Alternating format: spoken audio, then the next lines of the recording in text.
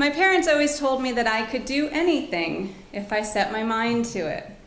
And that worked. If I set my mind to it, I could learn French, excel at art, read a million books.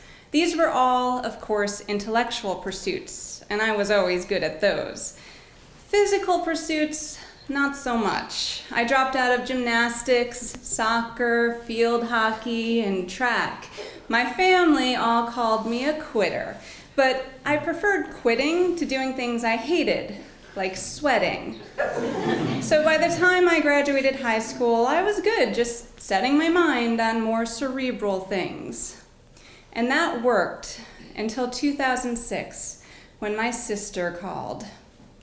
I have a great idea. Now, normally that is a great time to hang up the phone, but as I was going through a divorce and feeling extra lonely, I was all ears. Let's sign up to run the Phoenix Marathon together. No, I don't like running 1 mile. Why would I ever run more than that? We can train together on the weekends and talk, and last time I ran a marathon, my ass looked amazing. And it's a great place for you to meet boys. Being newly single, I did need to get in shape, and where could I possibly meet more men than in training for a marathon? So I agreed. I met my sister for the first training run only to find out it was 90% chicks. If I had thought about it for 2 seconds, I would have realized guys don't need help training for a marathon, just like they don't need help with directions. I was pretty bummed out that morning, but about 1 million hours later, when I had finished my first 3-mile run, I was feeling pretty good. I mean, it was 9 a.m. on a Saturday, and I had already run 3 miles. That feeling of well-being stuck with me for almost a week. My sister called me again the night before the next weekend's training run. I am sorry, don't kill me. I can't train for a marathon right now. That did not surprise me. What did surprise me was my response. Okay, fine, drop out, I'm still doing it. I think it was partly out of spite, like, see what you made me do? But also, I had done my 3 runs that week, and I definitely was not enjoying them, but I was enjoying having done them. Running sucks. But what I figured out is that distance running is entirely mental. It's not about what your body is doing, it's about what your mind is doing. I started to think of training like going to work. I had to go and get the job done. And once I framed it that way, I just did it. That's how I got through my first 10 miles and 12 miles and 16. I had to do it, so I did. And I didn't meet any boys along the way, but I made some pretty good friends.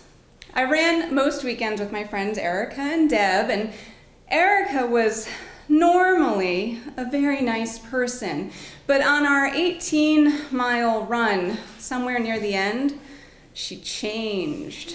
She got mean, snippy, annoyed with everything. It was kind of fun to watch, actually, like being sober when one of your friends is wasted. Only Erica wasn't wasted, of course. She had hit the wall. Now, the coaches trained us up to 20 miles, and I was fully expecting to have the worst brought out in me on our 20-mile run, which was in late February, but Mother Nature instead brought out her worst. That morning, when I woke up, the world was coated in ice. This was our last chance to train 20 miles before the marathon. So I met Erica and Deb on the W&OD trail. It turns out that running 20 miles on ice is actually easier than running 20 miles on the road because you can't run. The most we managed was an occasional jog, but pretty much that whole day we spent just doing a penguin walk. It took us 7 hours, but we got it done, and none of us hit any kind of a wall. A few weeks later, we flew to Phoenix, Arizona, and here's the thing. It's warm there in March. It was 70 degrees, 0% humidity. It was great to be out of winter. The morning of the race, I didn't have to wear a garbage bag to stay warm or anything. Being fairly slow, we were corralled pretty far back, so after the gun sounded the start of the race, it took us another 30 minutes to get to the start line. But crossing that start line was such a great moment. I was running my first marathon. We took off at a healthy clip. They have mile marker signs letting you know how far you've gone. Mile 1 passed, mile 2. I was feeling great. For someone who dropped out of track after realizing that 1 mile is a long way to run, just being in this race was an accomplishment. And then I face planted. Right around mile 3, I tripped. I scraped up my knee and I was just laying on the ground, not knowing what to do. And no, people do not stop. Even though we were way back with the people who had no chance of winning, they just jumped over me or shot me dirty looks as they ran around me. And that's when Erica took off. And I thought, wow, I made it to 3 miles before I failed. But Deb just gave me a Band-Aid and some hand sanitizer, and it was obvious that she was waiting for me. So I cleaned myself up, stood up, and we got back to running. I was fine. I mean, I was a little embarrassed, but my knee hardly hurt, and we hadn't even lost any time. I mean, we could see Erica in front of us for most of the race. The next 10 miles passed without incident. It's hard to believe, but when you have trained for 5 months, running 13 miles is nothing. But around mile 14, I started to feel crappy. I knew I was a little faster than Deb, naturally, and I thought maybe if I ran more at my own pace, I would feel better. So I took off.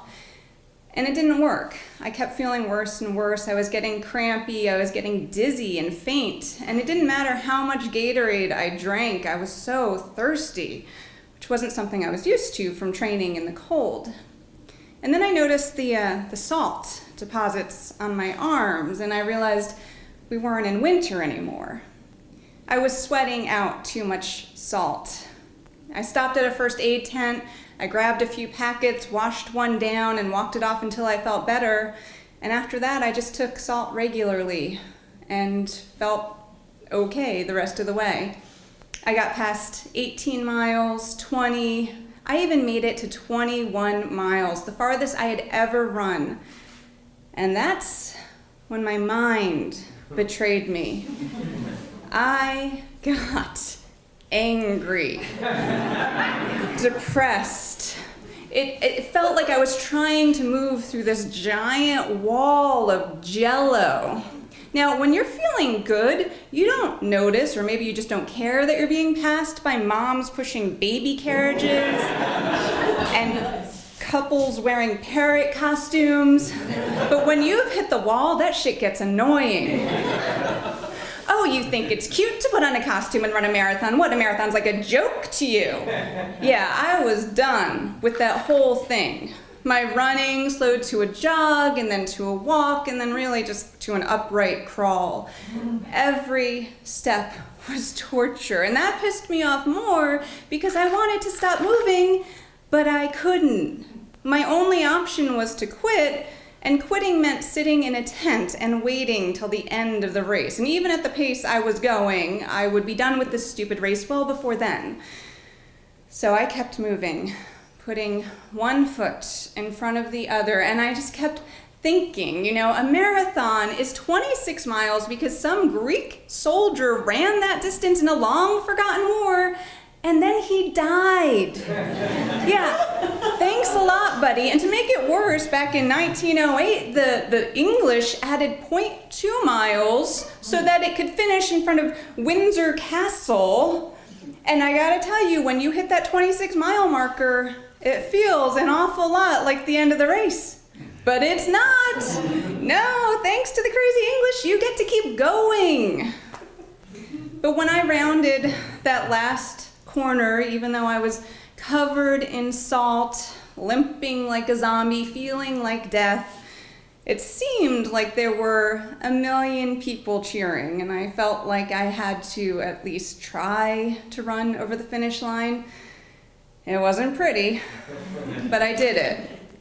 And as soon as I crossed the finish line, the pain was forgotten. I was so happy. I was crying, partly to be done, yes, but also because I just felt so good about myself. I hadn't quit. I had finished a marathon. And the one thought that just kept running through my mind, and the one belief that is still with me today, is that I can do anything if I just put my mind to it.